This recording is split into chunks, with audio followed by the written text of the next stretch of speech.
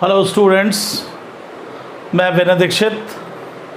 जैसा कि आपको मैंने बताया था कि लास्ट क्लास में मैंने आपको मोल कॉन्सेप्ट 1 पढ़ाया था, जिसमें कि atomic mass, relative atomic mass और एवरेज मॉलिक्यूलर मास की बात की थी। तो उस क्लास में जो मैंने वीडियो बनाया था उसमें कुछ कमियां थी, जैसे कि बोर्ड छोटा था, कुछ वॉइस की दिक्कत थी। आज इसीलिए मैंने सारी सुविधाओं को लैश करके बनाया हुआ है। ये मैंने बड़ा बोर्ड बना लिया और माइक अरेंजमेंट कर लिया हमने अपने एक फ्रेंड की हेल्प से। तो अब मैं आपको मोल कॉन्सेप्ट पार्ट 2 डिटेल में डिस्कस करता हूँ। जैसा कि मैंने बताया था आपको कि molecular mass, atomic mass, relative atomic mass हमने बताया था। आज बात करते हैं मॉलिक्यूलर मास की। तो मॉलिक्यूलर मास का मतलब होता है sum of atomic mass of atoms present in the molecule. जैसे हम लोग डिफाइन करते हैं एटॉमिक मास को, रिलेटिव एटॉमिक मास को, वैसे ही होता है रिलेटिव मॉलिक्यूलर मास भी। बट जो मॉलिक्यूलर मास फॉर्म करते हैं, molecule is made up of by the atoms. Molecule atom से मिलकर बना होता है।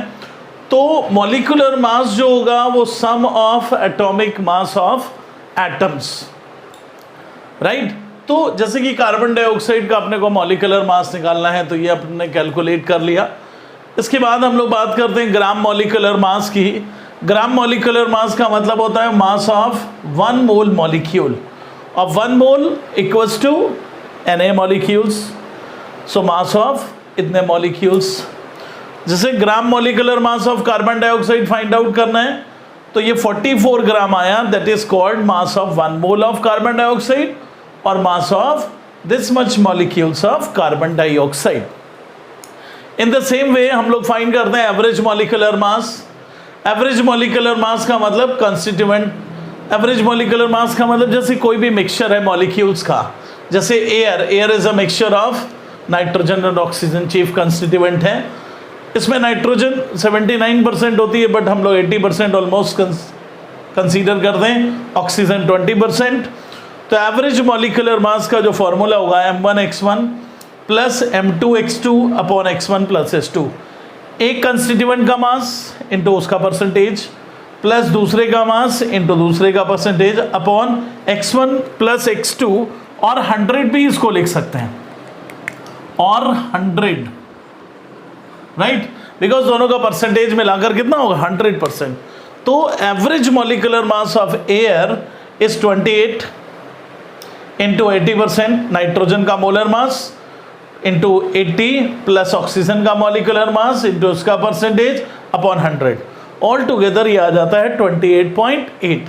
That is the average molecular mass. किसी भी गैसियस मिक्सचर का जो एवरेज मॉलिक्यूलर मास हम लोग फाइंड करते हैं वो इस फॉर्मूले से फाइंड करते हैं। जब एवरेज एटॉमिक मास फाइंड करते हैं तो यहाँ पे m1 की जगह a1 आ जाता है। A is the symbol of atomic मास। बस बाकी दोनों सेम ही रहते हैं। और जो एटॉमिक मास होता है ग्राम पर मोल, ग्राम पर मोल जो एटॉमिक मास होता है, that is exactly the average molecular mass of molecule होता है, राइट। अब हम लोग आगे की बात करते हैं। देखिए आगे हम लोग डिस्कस करते हैं। अब हम लोग पहुंचेंगे मोल की ओर। मोल उस दिन हमने आपको जरा सा डिफाइन किया था, आज हम लोग पूरी बात करेंगे। एक्चुअली क्या होता है, ये जो मोल है, mole is a Latin word. It is a Latin word, Latin word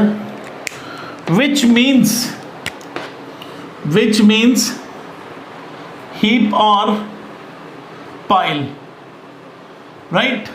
heap और पाइल का मतलब है ग्रुप, गट्ठर जिसको कहते हैं, ढेर, उसे कहते हैं मोल। तो यहां पर मोल का वही मतलब होता है कि मोल का मतलब होता है ग्रुप ऑफ एंटिटीज। इसका मतलब क्या होता है, ग्रुप ऑफ एंटिटीज जो होता है दैट इज कॉल्ड 1 मोल। और ग्रुप ऑफ एंटिटीज 1 मोल हमने आपको बताया था कि the number of entities present in 12 gram of carbon 12 because carbon 12 is taken as a standard. That's why इसमें हम लोग कार्बन 12 में जितने भी नंबर ऑफ एंटिटीज होते हैं that is called 1 mole. So 1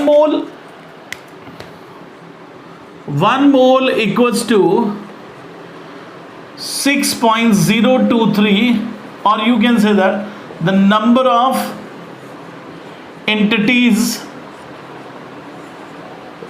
present in 12 gram carbon 12 that is equals to 6.023 into 10 to the power 23 entities. Entities का मतलब पार्टिकल्स से है जो जिस फॉर्म में एग्जिस्ट करेगा. एटॉमिक फॉर्म में एग्जिस्ट करेगा तो यहाँ पे इतने एटम्स होंगे, मॉलिक्यूलर फॉर्म में एग्जिस्ट करेगा इतने मॉलिक्यूल्स होंगे, आयनिक फॉर्म में एग्जिस्ट करेगा इतने आयंस होंगे, इलेक्ट्रॉन की बात करेंगे तो इतने इलेक्ट्रॉन्स होंगे, प्रोटॉन की बात करेंगे, न्यूट्रॉन्स की बात करेंगे तो यहाँ पे एंटिटीज की जगह वो ही आता है. अब देखिए मोल के लिए कुछ टर्मिनोलॉजी हम लोग यूज करते हैं. ये तो एक बात हो गई मोल की.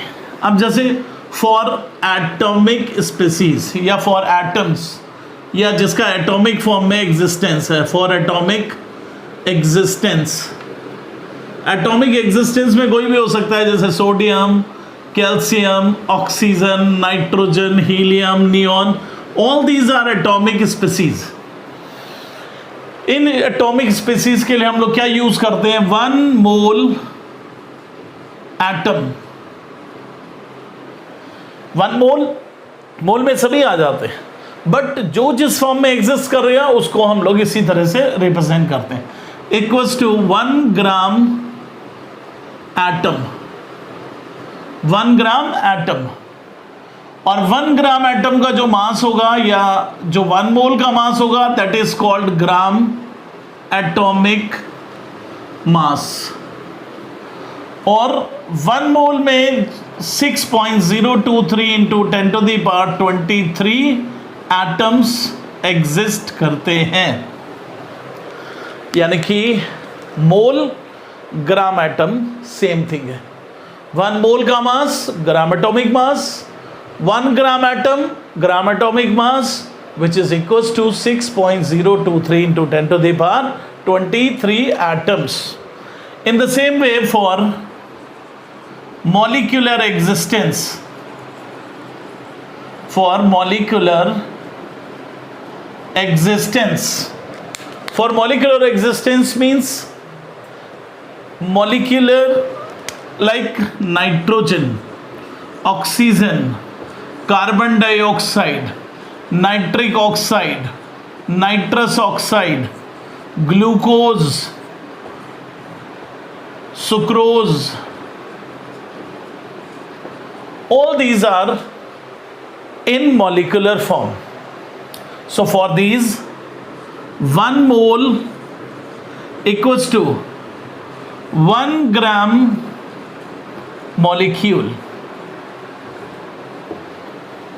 1 gram molecule which is equals to gram molar mass which is equals to 6.023 into 10 to the power 23 molecules. और अगर स्पीसीज गैसेस है तो is equals to 22.4 litre at NTP और एसटीपी. राइट. तो इस तरह से हम लोग ये जैसे एटॉमिक स्पीसीज के लिए हो गया, this is for molecular species. अब देखिए इसके थोड़ा सा और बात करते हैं हम लोग आगे की.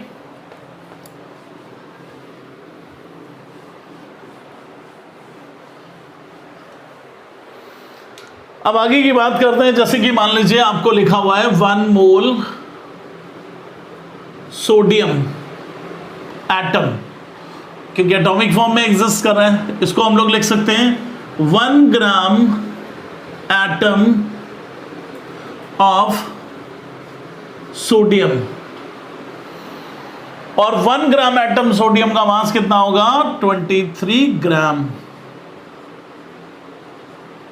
और 23 ग्राम में जो नंबर ऑफ एटम्स होंगे 6.023 into 10 to the power 23 atoms.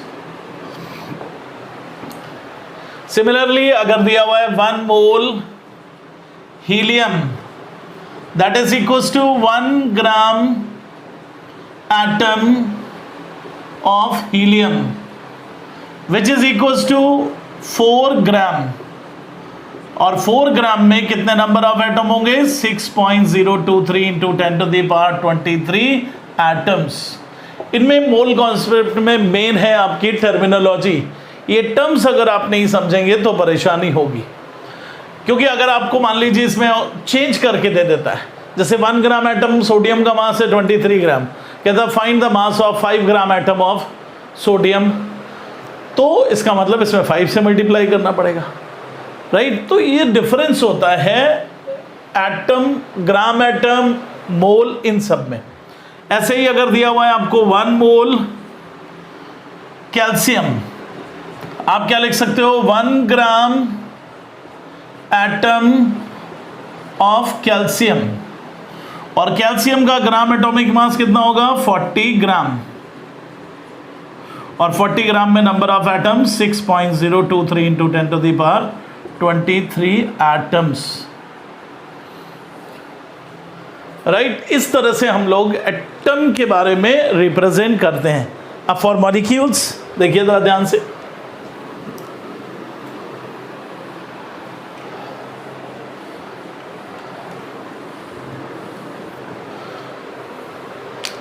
For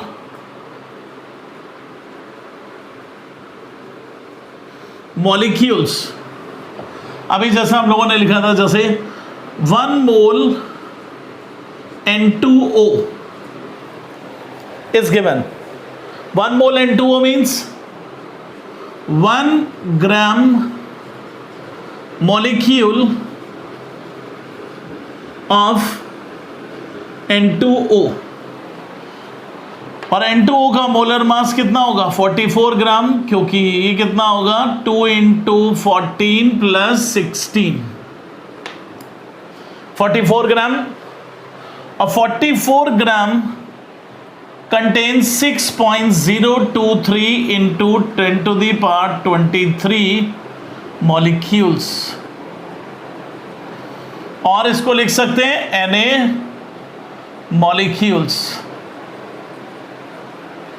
अब अगर इसमें आपको एटम फाइंड आउट करना हो तो फिर अब देखिए N2O के एक मॉलिक्यूल में कितने एटम्स है? 3 एटम। यहां पे हमने टोटल मॉलिक्यूल्स निकाल लिए। अब इसमें नंबर ऑफ एटम तो 6.023 into 10 to the power 23 into 3 atoms. और यूं लिख सकते हैं 3 Na एटम्स। और अगर आपको इसका एनटीपी और एसटीपी पर वॉल्यूम फाइंड करना है तो वॉल्यूम कितना हो जाएगा? 1 मोल का एसटीपी पर और एनटीपी पर वॉल्यूम होता है 22.4 लीटर। 22.4 लीटर एट एसटीपी और एनटीपी। वैसे तो एसटीपी पर वॉल्यूम 22.7 होता है, बट हम लोग 22.4 लीटर ही कंसीडर करते हैं। इन the same way 1 mole glucose C6H12O6, 1 mole glucose, we can write 1 gram molecule of glucose। और ग्लूकोज का मोलर मास कितना हो जाएगा? 180 ग्राम। 180 ग्राम कैसे होगा? 6 into 12 plus 12 into 1 plus 6 into 16, 180 gram. तो 180 equals to 6.023 into 10 to the power 23 और Na मॉलिक्यूल्स। अब देखिए इसमें नंबर ऑफ एटम्स कितने होंगे? 1 मॉलिक्यूल इसको लेते हो तो 12, 6, 18 और 6, 24। तो एटम्स की अगर हम लोग बात करेंगे तो कितने हो जाएंगे? 24 Na एटम्स। और 24 इंटू 6.023 इंटू 10⁻23 Na। अब क्या यहां पर हम लोग ऐसा लिख सकते हैं equals to 22.4 litre at STP और NTP? Can we write? No, because it is solid, it is solid, और 22.4 liter is the volume of 1 mole of gas at STP or NTP. That is the basic difference between the terminology of atoms and molecules. Got it? ये बात आपको समझ में आ गई होगी। ये बहुत इंपॉर्टेंट चैप्टर है 11th के पॉइंट ऑफ व्यू से, और बच्चों को हमेशा ही इसमें कन्फ्यूज़न बना रहता है, पता नहीं मुझे क्यों, क्योंकि वो टर्म्स नहीं समझ पाते। 11th के बच्चों के लिए यूज़फुल तो है ही, साथ साथ यूज़फुल है ये टारगेट 12th सभी के लिए, क्योंकि बहुत सारे बच्चे 12th में आते हैं, उन्हें मोल कॉन्सेप्ट नहीं पता होता है। तो आई थिंक इससे आपको काफ़ी हेल्प मिलेगी। अब हम लोग आगे की बात करते हैं। फॉर आयनिक स्पीसीज या आयंस का जो एग्जिस्टेंस होता है, for ionic species all ionic compounds contains a positively charged ions, और ionic compounds जैसे NaCl, इसके मास को हम लोग मॉलिक्यूलर मास नहीं कह सकते, सिंस इसका कोई डिस्क्रीट मॉलिक्यूल एग्जिस्ट नहीं करता है। Discrete molecule does not exist. ये सॉलिड फॉर्म में एग्जिस्ट करता है, और सॉलिड फॉर्म में एग्जिस्ट करने का मतलब है each sodium ion is surrounded by 6 chloride ions and vice versa. Each chloride ion is surrounded by 6 sodium ions. So the mass of NaCl is called formula mass. Right? दोनों में कोई खास difference नहीं है, चूंकि इस मॉलिक्यूलर फॉर्म में exist नहीं करता। ये मॉलिक्यूल्स जो होते हैं वो डिस्क्रीट मॉलिक्यूल्स होते हैं, बट यहाँ पर डिस्क्रीट कंपाउंड्स नहीं एग्जिस्ट करते, इसलिए इसको हम लोग क्या कहते हैं? फॉर्मूला मास कहते हैं। इन्हीं में आयंस का एग्जिस्टेंस होता है। तो इसके लिए जो टर्म यूज करते हैं हम लोग, 1 mole ion equals to 1 gram ion. देखिए 1 ग्राम ऑफ आयन चेंज हो जाएगा, 1 gram ion mole, 1 mole atom 1 gram atom, 1 mole molecule 1 gram molecule, 1 mole ion 1 gram ion. सभी को हम लोग 1 मोल तो कह सकते हैं, मगर gram atom, gram molecule, gram ion, ये डिफरेंस थिंग्स हैं। अब देखिए gram ion equals to gram ionic mass. तो आयंस पे चार्ज होता है, चार्ज से मास पे कोई इफेक्ट नहीं होता। तो जो भी ग्रुप ऑफ एटम होंगे, उन एटम्स का जो मास होगा, उनका सम जो होगा, उसी को हम लोग आयोनिक मास भी कह सकते हैं। That is equals to 6.023 into 10⁻23 ions. Right? For example 1 mole ammonium ion equals to, we can write 1 gram ion of ammonium, और अमोनियम का मोलर मास कितना हो जाएगा? 18 gram, which is equals to 6.023 into 10⁻23 ions. That is the basic difference between the terminology of atoms, molecules and ions. अब देखिए इसके बाद हम लोग कुछ और बात करते हैं इसी से रिलेटेड।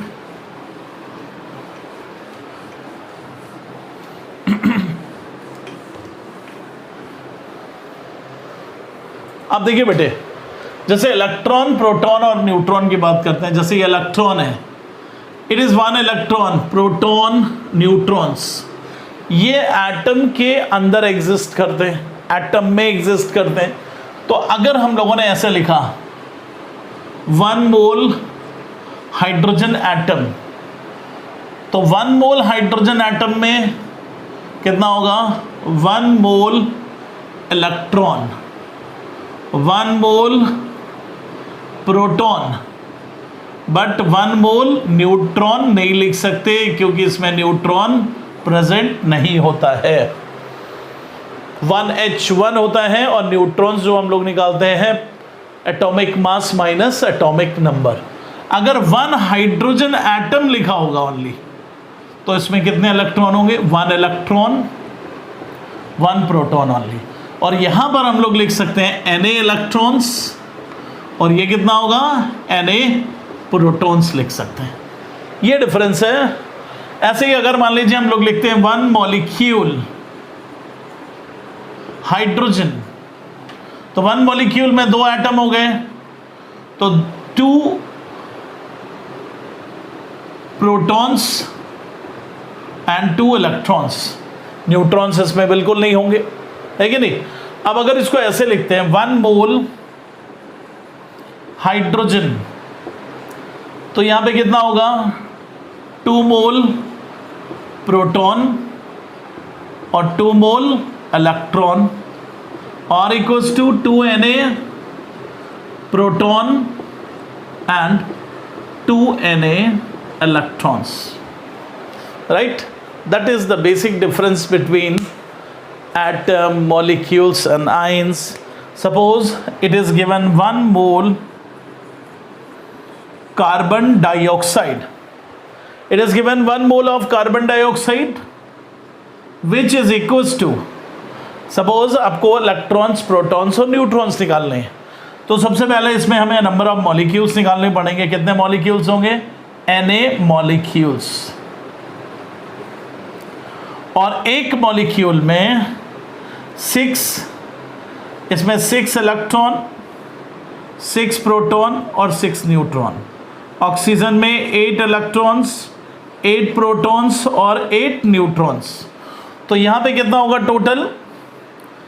6 और 2 ऑक्सीजन है, तो 8 8 16, 22 Na इलेक्ट्रॉन्स, 22 Na प्रोटॉन्स और 22 Na न्यूट्रॉन्स।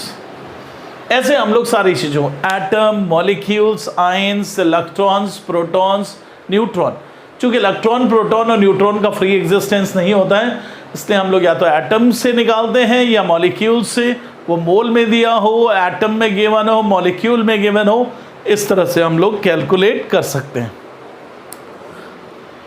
अब देखिए बेटे, ये तो बेसिक्स की बात थी कि कैसे हम लोग इसकी टर्मिनोलॉजी को समझेंगे।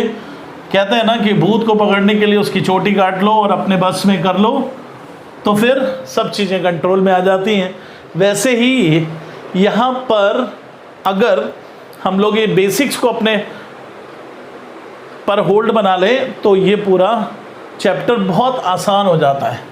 अदरवाइज मोल्स लोगों के दिमाग में गोल गोल घूमते रहते हैं और वो कंफ्यूज रहते हैं कि कहाँ पर ग्राम एटम यूज़ करना है, कहाँ पर यूज़ करना है अपने को ग्राम मॉलिक्यूल, कहाँ पे मोल यूज़ करना है, ये सारी दिक्कतें रहती हैं। अब देखिए बेटे, हम लोग कोई भी क्वेश्चन सॉल्व करेंगे, सबसे पहली बात हम लोग इसमें यूज़ करेंगे नंबर ऑफ मोल्स, क्योंकि कुछ भी गिवन हो तो नंबर ऑफ मोल्स निकालते हैं हम लोग। तो नंबर ऑफ मोल्स आपने देखी 3 चीज़ें, अभी मोल से रिलेट किया हम लोगों ने किसको? ग्राम एटॉमिक मास को, नंबर ऑफ पार्टिकल्स को और वॉल्यूम को। तो यहाँ से हम लोग वही तीनों चीज़ें निकाल सकते हैं। तीनों में से कोई एक इन्फॉर्मेशन आपको गिवन होगी। Number of moles equals to given mass upon gram atomic और मॉलिक्यूलर मास। एक फॉर्मूला ये बनता है। इसके बाद आपको ऐसा भी गिवन हो सकता है, given volume at STP upon अगर ये लीटर में गिवन है तो आप भी लीटर में यूज़ करिए, 22.4 लीटर से डिवाइड करें। अगर ये मिलीलीटर में होगा तो 22,400 मिलीलीटर से आपको डिवाइड करना पड़ेगा। तीसरा formula, given number of particles, given number of particles upon Na, Na means 6.023 into 10 to the power 23। Particles atom भी हो सकते हैं, मॉलिक्यूल्स भी हो सकते हैं, आयंस भी हो सकते हैं, कुछ भी गिवन है। तो ये 3 फॉर्मूले होते हैं। इसके अलावा एक फॉर्मूला और होता है, आइडियल गैस इक्वेशन होती है एक, जो आगे हम लोग बात करेंगे, बट यहाँ पे इनके बहुत सारे क्वेश्चंस आते हैं। Ideal gas equation, PV equals to nRT। N is the number of mole, N is the number of moles, equals to क्या हो जाएगा, PV upon RT, where P is pressure, V is volume given, T is absolute temperature means kelvin temperature. Degree celsius temperature को kelvin में कैसे change करते हैं, kelvin equals to 273 plus degree celsius temperature. और R की value जो हम लोग फाइंड करते हैं, आर इक्वल्स टू हो जाता है PV अपॉन NT। जब हम लोग यहाँ पे 1 ATM यूज करते हैं और ये 22.4 लीटर, ये 1 मोल और ये 273 केल्विन, तो आर की वैल्यू होती है 0.0821 लीटर एटमॉस्फेयर पर मोल केल्विन। और जब इसको हम लोग 1 लीटर एटमॉस्फेयर इक्वल्स टू होता है 101.3 जूल, तो इसको मल्टीप्लाई करते हैं तो आर की वैल्यू आती है 8.31 joule mole inverse kelvin inverse. इसकी एक और यूनिट होती है CGS में, ऑलमोस्ट 2 कैलोरी पर मोल पर केल्विन। ये हम लोग यूज़ करते हैं। और जब भी यहाँ पे हम लोग यूज़ करते हैं प्रेशर को जनरली एटमॉस्फेयर में, और प्रेशर आपको गिवन होता है 1 मिलीमीटर में या सेंटीमीटर में, तो 1 ATM इक्वल्स टू होता है 760 मिलीमीटर और 76 सेंटीमीटर और 760 टॉर। इसका डिटेल हम लोग गैसेस स्टेट में बात करेंगे, बट यहाँ पे यूज है इसलिए इसको याद रखिए आप।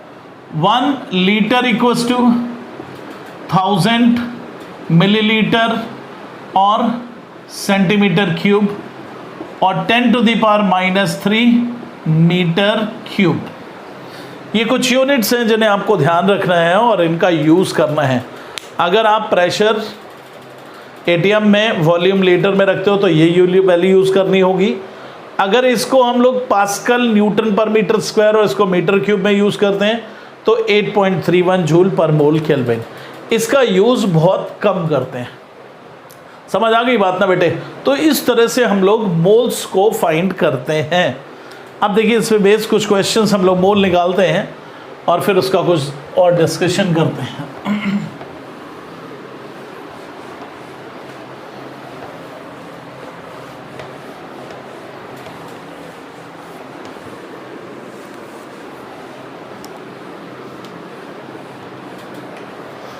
अब देखिए बेटे, अब हम लोग जैसे find the number of moles, find the number of moles. First given है 2.2 gram carbon dioxide. Second is given 5600 millilitre nitric oxide at STP. Third is given 3.0 into 10 to the power 24 molecules of nitrogen. and the fourth one is given at volume of helium gas at 380 millimeter pressure and 300 Kelvin is 200 millilitre, ऐसा given है आपको। अब आपको सब में number of moles निकालने हैं। ये 3 क्वेश्चंस हो गए आपके, जिनमें हमें अलग अलग फॉर्मूले यूज़ करने हैं। जो हम लोगों ने बात की अभी, वो फॉर्मूले यूज़ करने हैं। अब देखिए ज़रा, जैसे यहाँ पे दिया हुआ है 2.2 ग्राम कार्बन डाइऑक्साइड, तो अब सबसे पहले हम लोग नंबर ऑफ मोल्स निकालेंगे कार्बन डाइऑक्साइड की। फर्स्ट में कैसे फाइंड आउट करेंगे? यहाँ पे आपको मास गिवन है और इसका मोलर मास पता है आपको। मोलर मास पता है, यानी कि यहाँ पे यूज़ करते हैं हम लोग number of moles equals to W/m, और W/m यूज़ करेंगे तो इसका मतलब क्या हुआ? 2.2/44, इट बिकम्स 1/20, और 1/20 मीन्स 0.05 मोल्स, राइट। पहला फॉर्मूला ये हम लोग यूज़ किया। ये पॉइंट हटाओगे 0 बढ़ाएगा तो 20 आ गया, और डिवाइड करेंगे तो 0.05। अब देखिए बेटे सेकंड क्वेश्चन। सेकंड में वॉल्यूम गिवन है, तो number of moles of nitrogen आपको नाइट्रिक ऑक्साइड कैलकुलेट करना है। तो ये कितना हुआ? 5600 मिलीलीटर में गिवन है STP पर। आई टोल्ड यू कि 1 mole nitric oxide occupies volume at STP 22,400 millilitre और 22.4 लीटर। इसको डिवाइड कर दें 22,400 से, तो ये कितने टाइम कैंसिल हो जाएगा? 2 0 से 2 0 cancel, 1/4 means 0.25 mole is the answer of second. Volume, ये मास गिवन था, ये वॉल्यूम गिवन है। अब देखिए third question, number of particles are given, n equals to number of given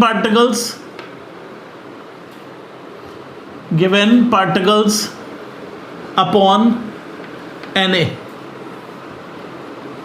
The particles given are 3 into 10 to the power 24 upon 6 into 10 to the power 23। Points वाली चीज़ें हटा देते हैं, बहुत ज़्यादा फर्क नहीं पड़ता है। ये इससे 2 टाइम्स कैंसिल, ये 10, ये कितना आ गया? 5 मोल्स, क्योंकि यहाँ बचेगा 10/2, ये इससे कैंसिल हो जाएगा। ये 3 बेसिक फॉर्मूले। अब देखिए चौथा,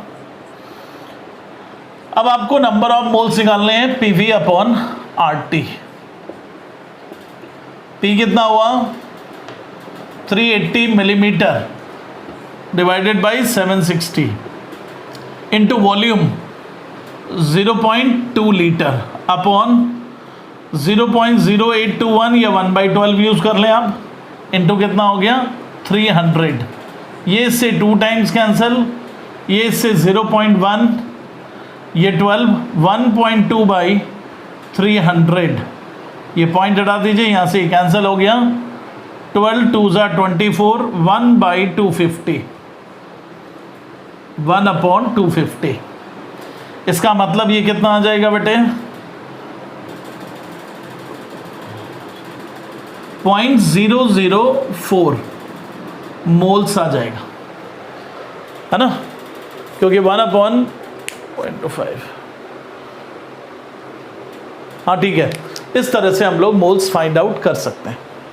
समझ आई बात? आई थिंक आपको आज समझ में आया होगा कि मोल्स क्या होता है, कैसे फाइंड आउट करते हैं। अब इसके आप क्वेश्चंस कर सकते हैं, है कि नहीं? सारे क्वेश्चन इसी पर बेस्ड हैं, नंबर ऑफ मोल्स पे बेस्ड।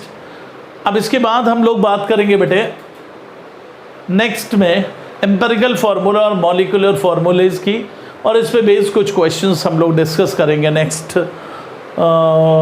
टर्न पे नेक्स्ट क्लास मोस्ट प्रोबेबली कि कल या परसों मैं आपको रिकॉर्ड करूँगा। डेली एक एक लेक्चर आपको डालते रहेंगे। बेसिक से मोल कॉन्सेप्ट से स्टार्ट किया है और हम लोगों ने एक ऑनलाइन क्लासेस यानी लाइव क्लासेस स्टार्ट की है। लाइव क्लासेस स्टार्ट की है ई-एजू हब के नाम से। ई-एजू हब, इसका लिंक मैं नेक्स्ट वीडियो से आपको भेजूंगा। जो भी लोग लाइव क्लासेस में अगर इंटरेस्टेड हो तो वो पार्टिसिपेट कर सकते हैं। उसकी फ़ीस हम लोगों ने बहुत नॉमिनल रखी है, 1200 पर मंथ रखी है, ताकि आप पे कोई लोड ना पड़े।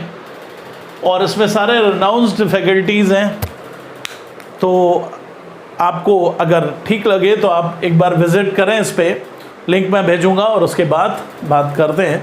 Till then have a nice good night.